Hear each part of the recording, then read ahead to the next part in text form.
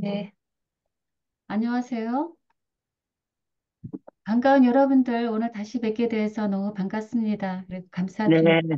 네, 네, 오늘 이렇게 부족한 자에게 하나님 말씀을 맡겨주셔서 이 주제에 대해서 생각하고 고민하고 또 묵상하는 가운데 하나님의 일하심을 더 깊이 깨닫고 또 감사할 수 있도록 하나님의 성령께서 인도해 주심을 진심으로 감사드리고 하나님께 먼저 영광 드립니다. 예. 아멘. 오늘 나눌 제목은 하나님의 일하심이라고 하는 제목으로 오늘 세 번째 시간인데요. 제목이 하나님의 영은 믿는 자의 영혼 속에서 역사하신다. 라고 하는 주제입니다. 참으로 기쁜 소식입니다. 그래서 오늘 이 기쁜 소식으로 함께 기뻐하며 또 하나님께 영광 돌리는 그런 시간이 되기를 간절히 기도합니다. 아멘. 오늘 저는 성경 속에 있는 한 인물을 통해서 이 주제를 함께 나눠보려고 합니다. 그래서 첫 번째, 여러분들에게 좀 질문을 드리고 싶습니다. 성경에서 누구를 의인으로 말하는지 한번 생각해 보셨는지요? 성경에서는 의인으로 누구를 말하고 있을까요? 많은 사람들이 여러분들 머릿속에 떠오르실 줄 압니다. 그러나 제가 뽑은 성경절에 의하면 이렇게 세 인물들이 당대 의인으로 등장합니다. 바로 노아, 다니엘, 음, 이렇게 세 사람입니다. 이 세 사람이 의인으로 뽑힌 이유는 의로운 자로 그들이 알려져 있기 때문입니다. 노아, 그 당시에 당대의 의인이라고 했고요. 욥도 정직하고 완전하여 악에서 떠난 자라 라고 말을 했고요. 그리고 이제 다니엘이 있습니다. 여기 노아와 욥은 그렇게 많은 하나님으로부터 칭찬이 있었지만 우리가 아다시피 흠과 결점이 있는 자들입니다. 그래서 성경 중에서 단 한 사람만이 흠과 결점이 없는 사람으로 기록이 되어 있는데요. 바로 다니엘입니다. 그래서 오늘은 다니엘을 예를 들어서 하나님께서 어떻게 역사하셨는지, 그리고 그에게 역사하심으로 말미암아서 어떤 결과, 어떤 아름다운 결국이 이루어졌는지를 함께 말씀을 통해서 나눠보도록 하겠습니다. 먼저 그럼 다니엘이 어떤 품성을 가지고 있었는지 성경 말씀에 따라서 보게 되면 먼저 다니엘 1장 4절을 보면 흠이 없고 용모가 아름다우며 모든 지혜와 지식에 통달하며 학문에 익숙한 자라고 기록이 되어 있습니다. 이것은 물론 겉보기에 외면적인 용모를 많이 나타내는 말이기도 합니다. 그러나 내면에는 지혜와 지식이 통달하며 학문에 익숙한 자입니다. 그리고 두 번째 다니엘의 품성은 우상 숭배에 바쳐진 제물을 먹지 않으므로 자기를 더럽히지 않기로 작정한 다니엘의 흔들림 없는 신앙이 바로 다니엘의 대표적인 품성이 되겠습니다. 그리고 가장 결정적인 오늘의 주제 성경절이라고도 할 수 있는데요.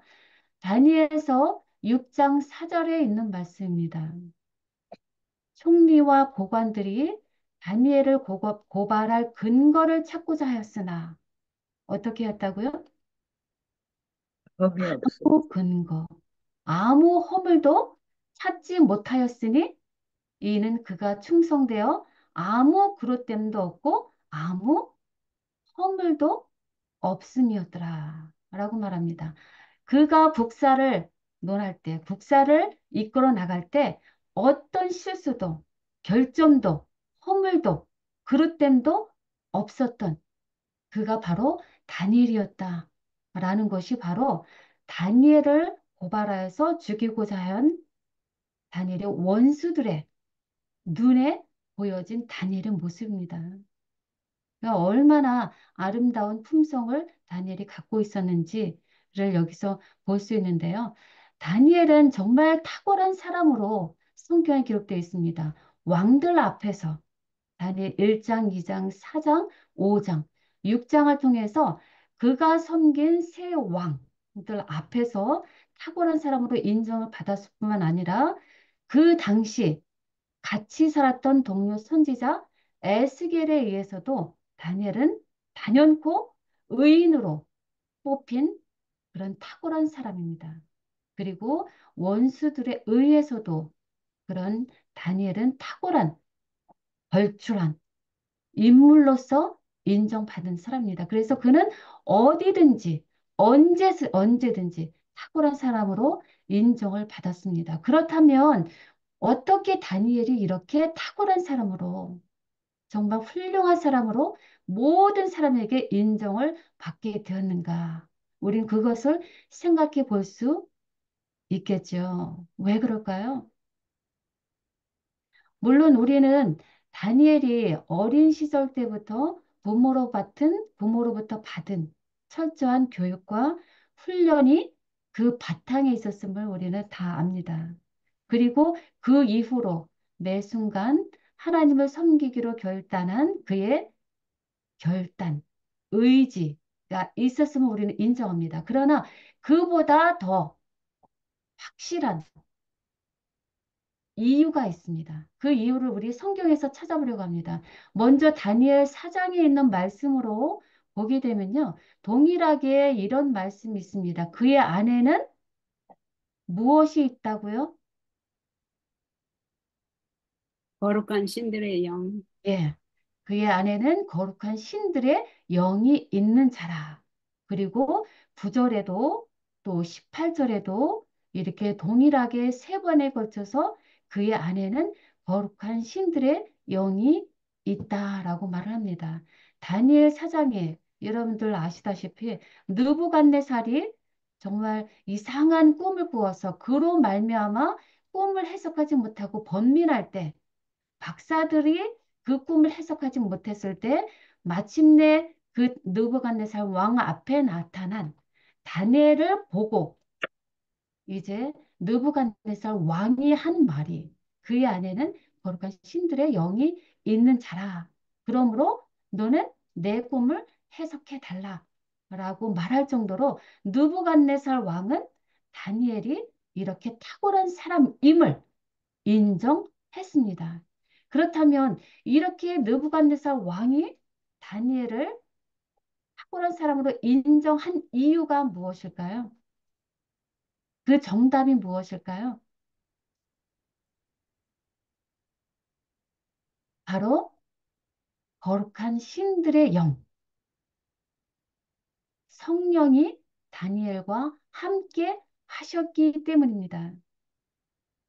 다니엘 혼자만의 결단과 의지로서 탁월한 사람으로 많은 사람들 위에 그렇게 높게 인정받게 된 것이 아니라 하나님의 성령이 그의 속에 함께 하심으로 말미암아 많은 사람들로 말미암아서 변화된 인정받은 거룩한 자로 인정받은 자가 된 것이라는 것입니다.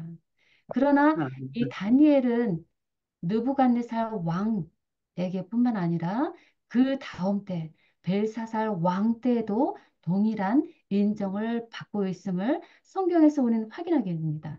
다니엘서 5장 11절과 14절 말씀입니다.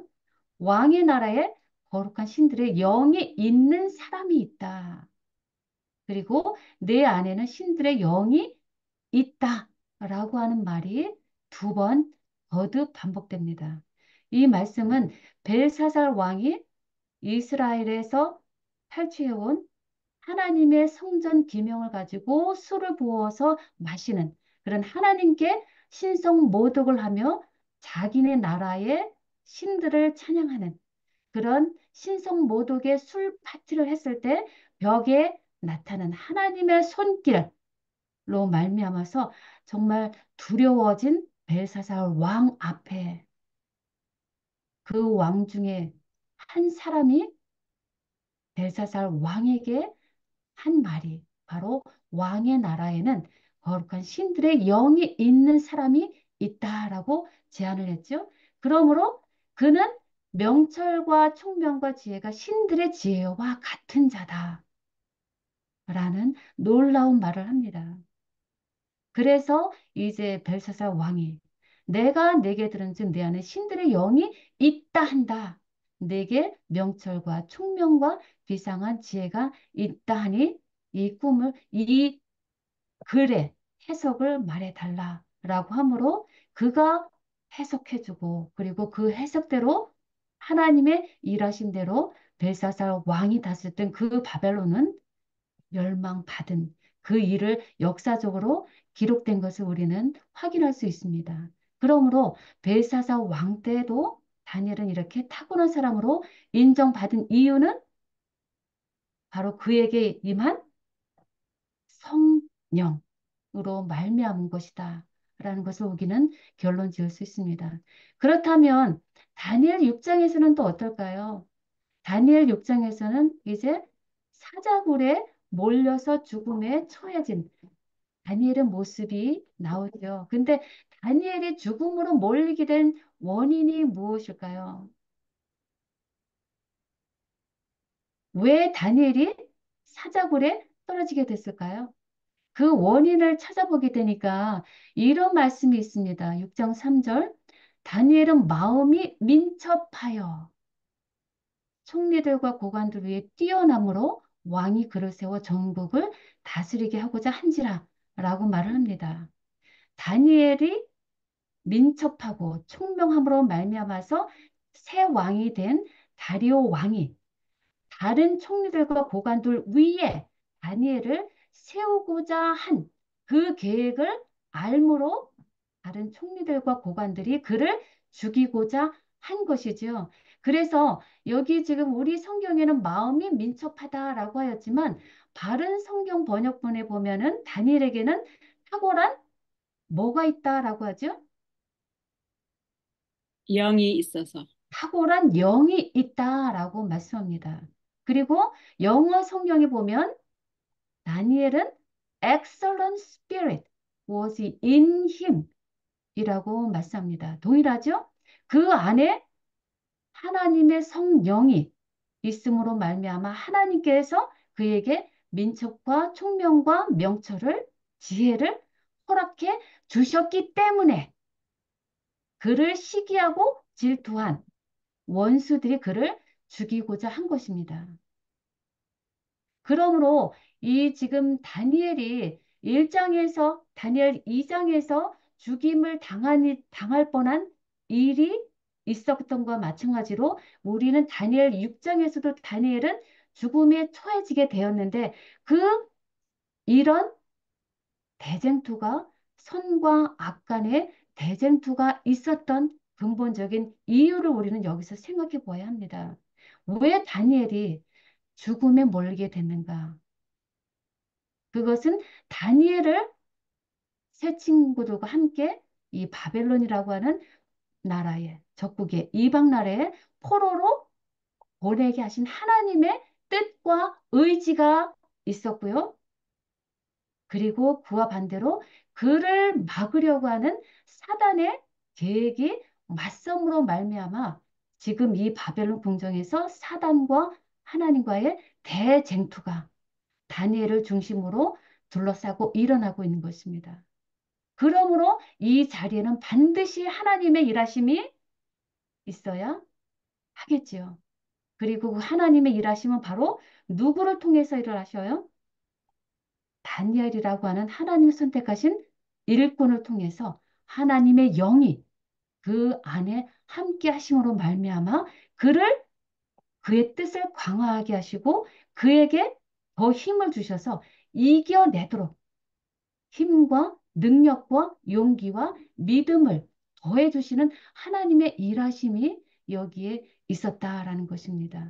그래서 다니엘이 죽음으로 몰리게 된 사자굴에 이 던져지게 된 이 사건은 또한 다니엘이 또 한 번 하나님에 의해서 탁월한 사람으로 인정받게 되는 사건이 되기도 합니다. 그러므로 다니엘의 지금 모든 생에 있어서 모든 역사하심을 이루게 하신 이유는 바로 그 안에 계신 성령으로 말미암아서 이루어지는 것임을 우리는 여기서 확인하게 됩니다. 그러면 우리는 어떻게 성령을 받게 되는지 우리는 먼저 성경 속에 있는 말씀으로 먼저 확인해 보면 좋겠습니다. 사도행전 2장에 보면 베드로가 이렇게 말하죠. 베드로가 이르되 너희가 회개하여 각각 예수 그리스도의 이름으로 침례를 받고 죄 사함을 받으라. 그리하면 어떻게 된다고요? 그리하면 어떻게 된다고요? 성령을 성령이 선물로 받으리. 예, 성령을 선물로 받게 되는 것입니다. 그러므로 우리에게 주시는 하늘에서 줄 수 있는 모든 선물들 중에서 가장 큰 선물은 성령이다라고 예언의 신에 말씀하고 있습니다. 가장 큰 선물을 하나님의 영, 성령을 우리 안에 허락해 주십니다. 그래서 우리는 이런 과정을 통해서 회개하고 예수 그리스도로 말미암아 죄 사함을 받고 우리는 성령의 선물을 받은 행복자입니다. 아멘이죠? 아멘. 네. 그리고 에베소 1장 13절에 보면 그 안에서 너희도 진리의 말씀 곧 너희의 구원의 복음을 듣고 그 안에서 또한 믿어 약속의 성령으로 인치심을 받는다라고 말씀합니다.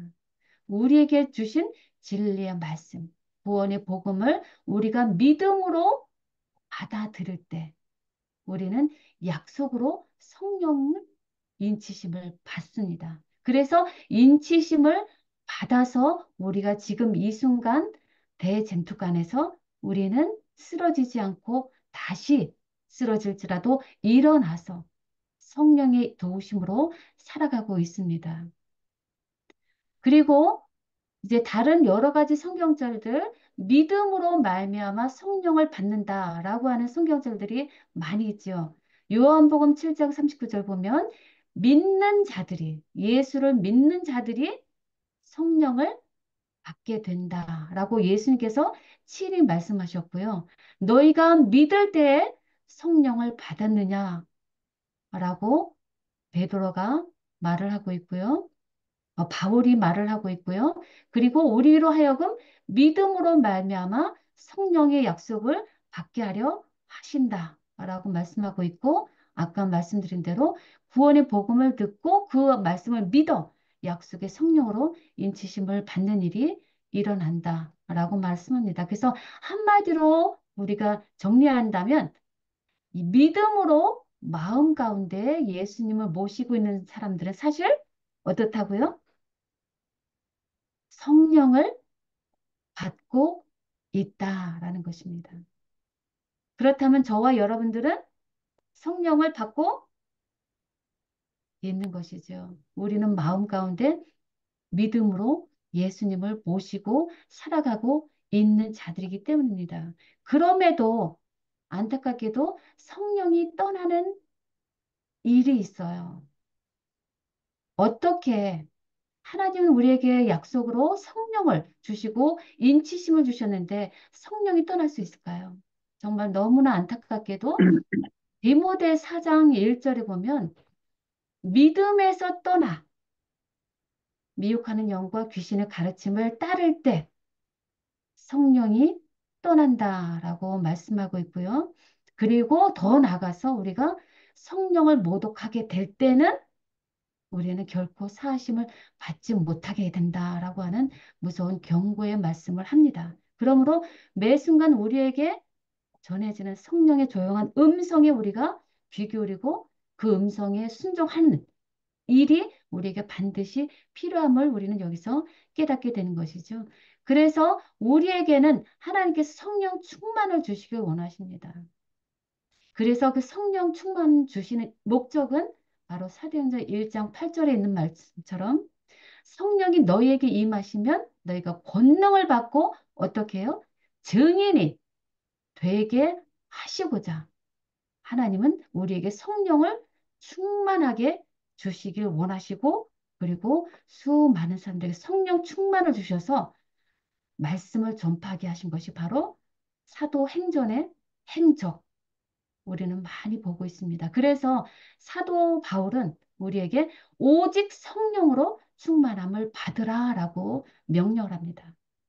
이것은 현재 시제예요. 매 순간 우리는 성령으로 충만함을 받아야 되고요. 그리고 이것은 또한 수동태입니다.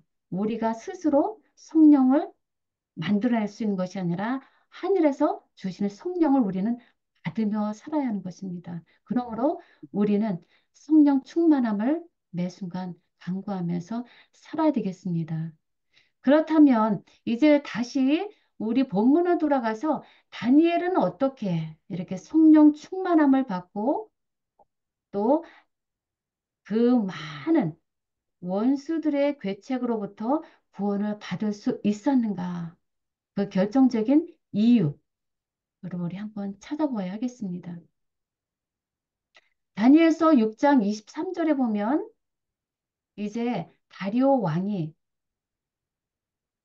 심히 기뻐서 명하여 다니엘의 음성을 이제 살아있는 음성을 듣고 왕이 심히 기뻐서 명하여 다니엘을 굴에서 끌어올리라 하며 그들이 다니엘을 굴에서 올린지 그의 몸이 조금도 상하지 아니하였다라고 하는 구원 받았음을 여기서 기록하고 있는데요. 그 구원받은 이유가 무엇일까요?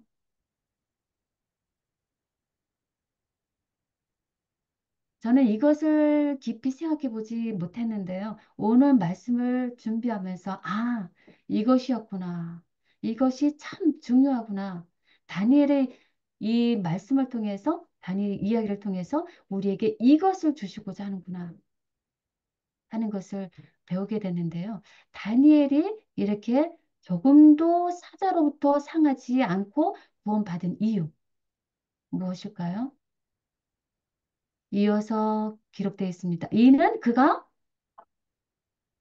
자기 자기의 하나님 하나님을 믿음이었더라. 믿음이었더라. 이는 그가 자기의 하나님을 믿음이었더라. 이것이 다니엘이 구원받은 이유였습니다. 여기 그림이 보이는데요. 여러분들 지금 이 상태에서 다니엘이 지금 어떤 마음이었을까요? 다니엘이 어떻게 하고 있었을까요? 어떻게 하고 있었을까요? 기도하고 또 네, 응, 맞습니다.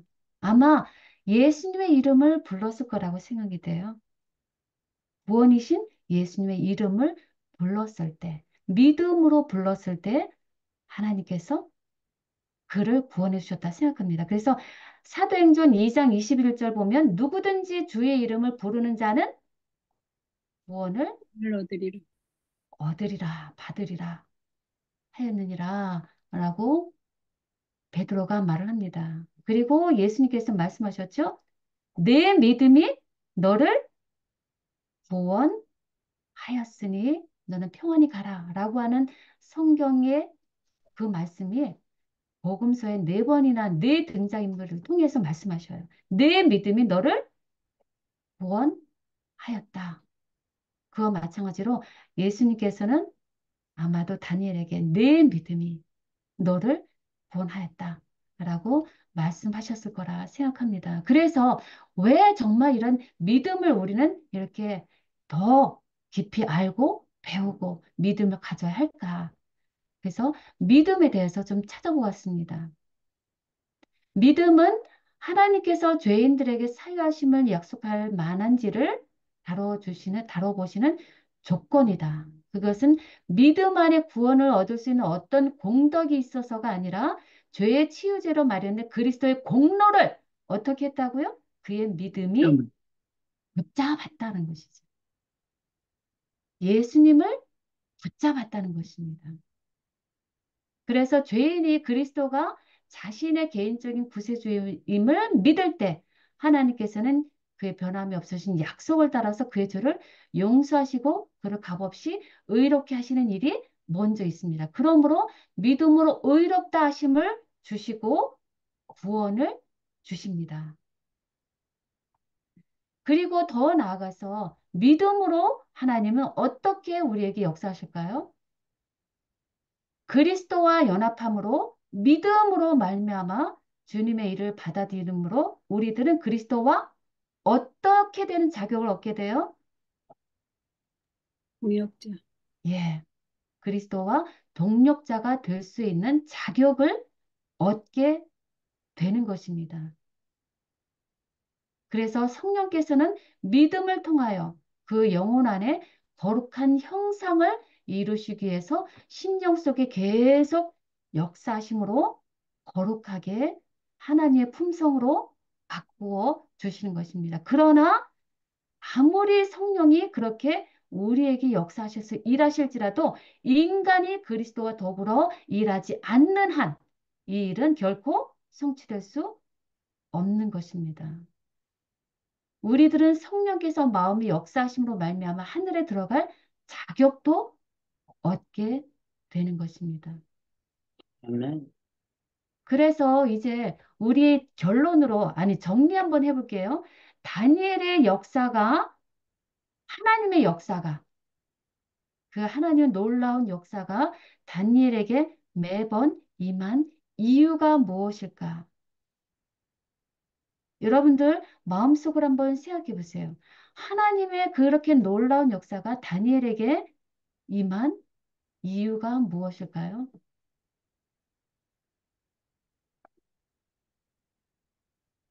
첫 번째는 인간 편에서 한번 찾아보면요.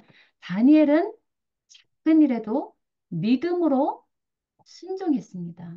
충성했습니다. 그리고 하나님을 영화롭게 하는 것이 그의 동기였습니다. 자기를 영화롭게 하는 것이 아니라 오직 하나님만을 영화롭게 하는 것이 하나님께서 쓰시기에 합당한 일꾼의 카테고리에 들어간다는 것입니다. 그래서 하나님을 영화롭게 하고자 하는 그의 동기로 어떤 일에 있어서도 작은 일에 믿음으로 순종할 때 하나님께서 더 큰 일을 허락하시고 더 큰 일, 더 큰 일을 그에게 역사해 나가신 것이죠.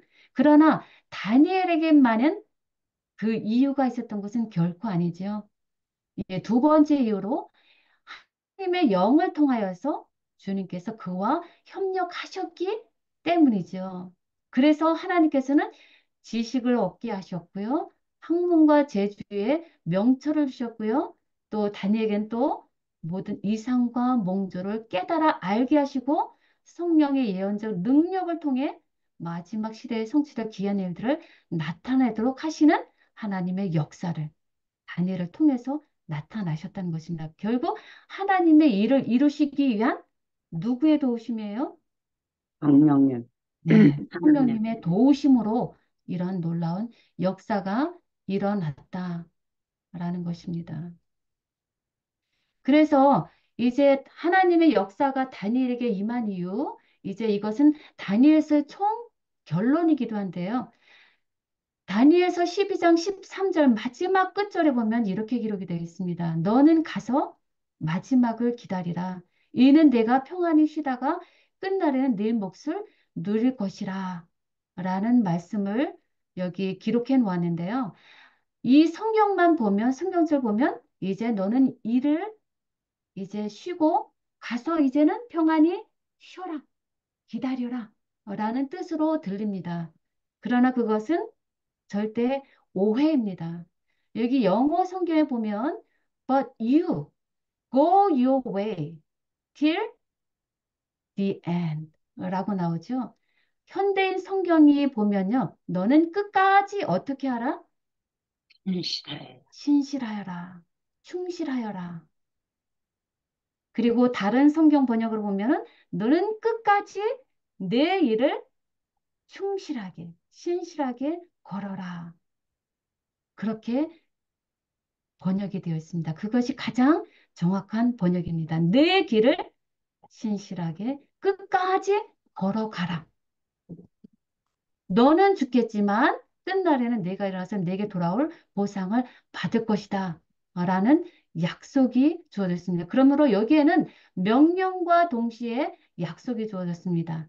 다니엘이 마지막까지 끝까지 신실하라라고 하는 명령대로 믿음으로 순종하게 될 때는 반드시 하나님은 약속대로 보상을 주실 거다라는 것이죠. 그 보상이 어떤 거예요? 12장 3절에 보면 많은 사람을 옳은 대로 돌아오게 한 자는 별과 같이 영원토록 빛나게 해주겠다라는 말씀이 있습니다. 그리고 말라기야서 3장 16절에도 동일한 말씀이 되어 있는데요. 하나님의 기록책에, 하나님의 기념책에 기록되게 하겠다라고 하는 약속입니다. 그 약속을 다니엘은 이미 받은 것이나 마찬가지죠. 그래서 이 다니엘서를 통해서 하나님께서는 우리에게 동일한 명령과 약속을 우리에게 주셨고요. 그 명령과 약속은 우리에게 순종과 믿음이 필요하고요. 그리고 약속은 우리에게 동일하게 주어질 것이라는 것입니다. 그런데 하나님께서 이런 다니엘에게 하나님의 역사를 이루신 최종적인 목적은 무엇일까요? 이렇게 하나님께서 다니엘과 세 친구를 통해서 놀라운 역사를 이루게 하신 이유가 무엇일까요?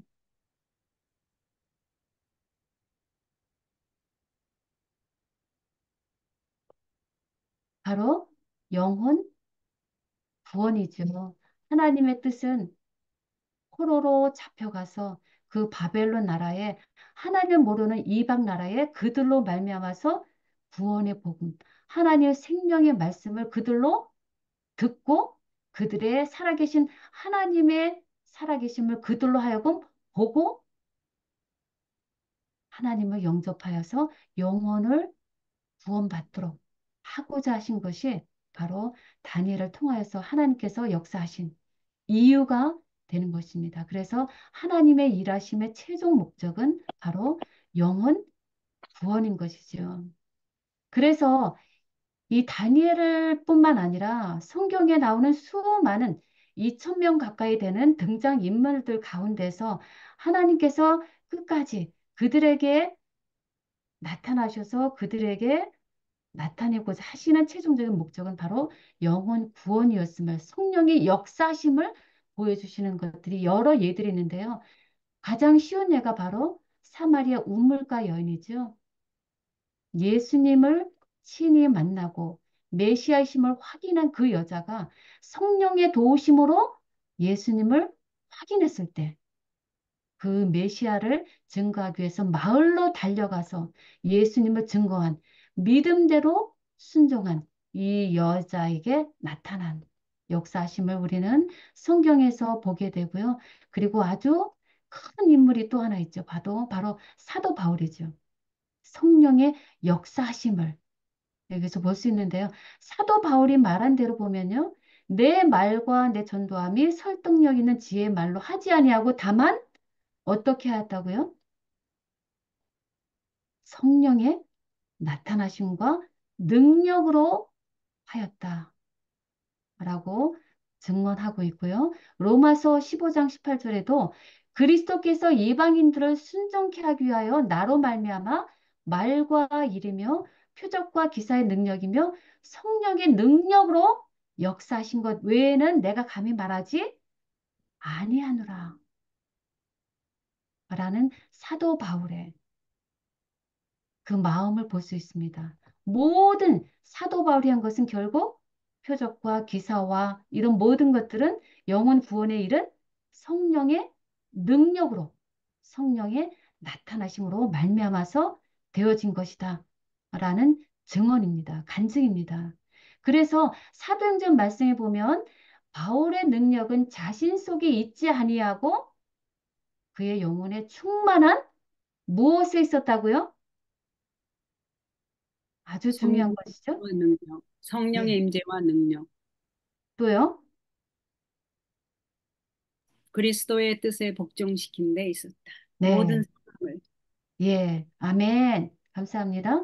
예. 그래서 하나님께서 어떤 인물을 들어 쓰시고 하나님의 성령의 역사심으로 말미암아 일을 이루시는 모든 것들은 어떻게 해요?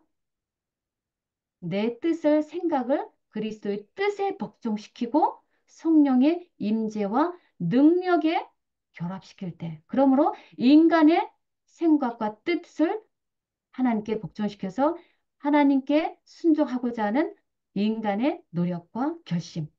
그리고 그를 사랑하시고 그를 인정하시는 성령님의 임재와 능력이 협력할 때 아멘. 하나님의 일하심이 일어난다라는 것입니다. 아멘. 아멘.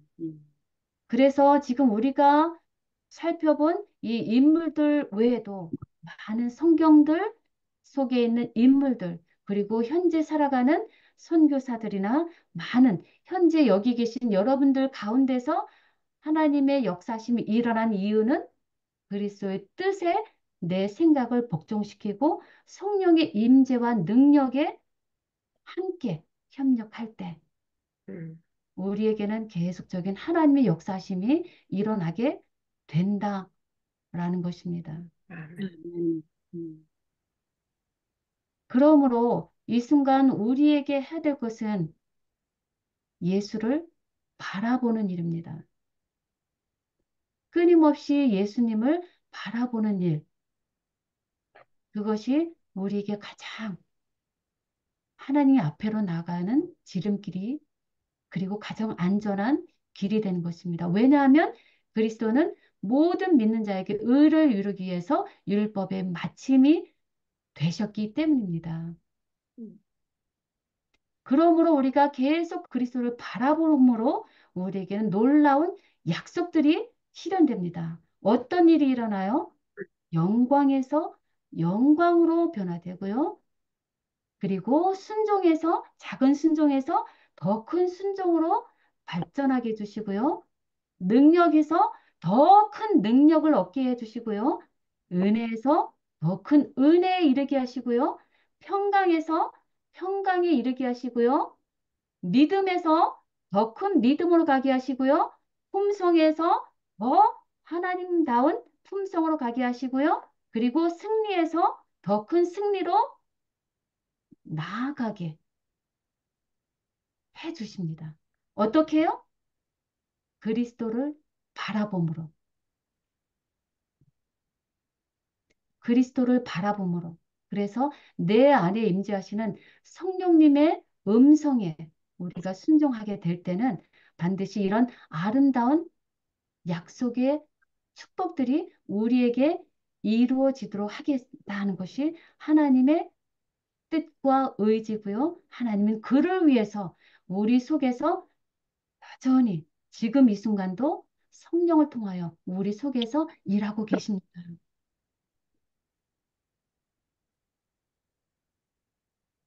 그래서 이제 끝으로 시대의 소망에 있는 말씀을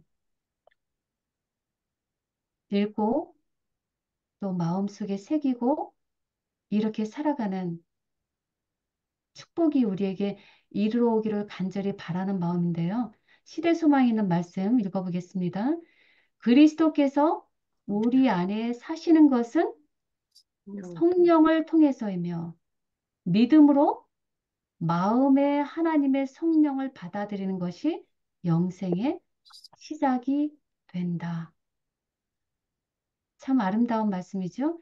우리로 하여금 어떤 큰 것을 요구하시는 것이 아니라 믿음으로 어떻게 해요?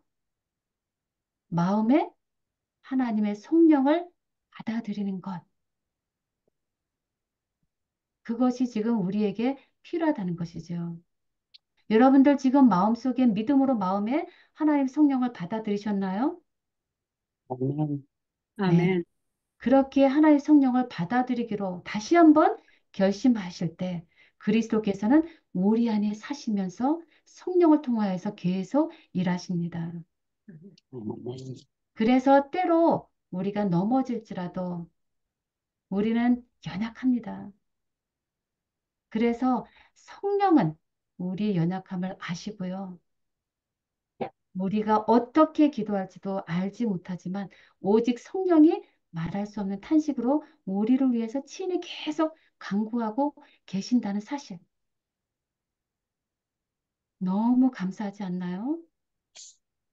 그 성령이 우리 안에 늘 함께 하심으로 말미암아서 오늘 주제 말씀대로 하나님의 영께서 우리 믿는 자의 영혼 속에서 계속 역사하심으로 말미암아 우리가 변화되고 주변 사람들에게 하나님의 말씀을 전파함으로 말미암아 하나님께 기쁨과 감사와 찬송과 영광을 돌려드리는 축복이 우리 모두에게 있게 되기를 간절히 바라면서 오늘 말씀 마치도록 하겠습니다. 아멘. 아멘.